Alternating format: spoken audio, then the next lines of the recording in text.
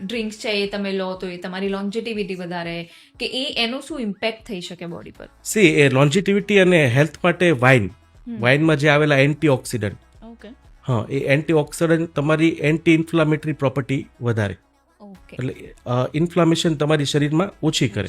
એને ફૂડ સાથે લ્યો તો ફૂડનું ડાયજેશન વધારે. ઓકે આલ્કોહોલ જે છે એ અગર તમે લ્યો છો તો તમારા હેપી હોર્મોન્સ વધશે, હા તમને એક પોઝિટિવિટી મળશે કે ભાઈ આજે મેં વર્ક ખતમ કરી, મારો ટાર્ગેટ પૂરો કરીને હું આજે 2 ડ્રિંક લઈ અને 2 ડ્રિંક સુધી અટકતું હોય તો ઓલવેઝ એ તમારા માટે સારું પોઝિટિવ આઉટકમ આપશે. એટલે બાકી આલ્કોહોલમાં ગ્લુકોઝ અને ફ્રુક્ટોઝ સિવાય કોઈ એનર્જી કે કોઈ વાઇટામિન્સ હોતા નથી. નથી હા કોન્સ્ટન્ટ અને હાયર યુઝ ઓફ આલ્કોહોલમાં જો તમે કન્ઝપ્શન કરો છો તો એનું ફ્રુક્ટોઝ લીવર મેટાબોલાઇઝ ન કરે અને ઓવર ધ પીરિયડ ફેટી લીવરમાં કન્વર્ટ કરે.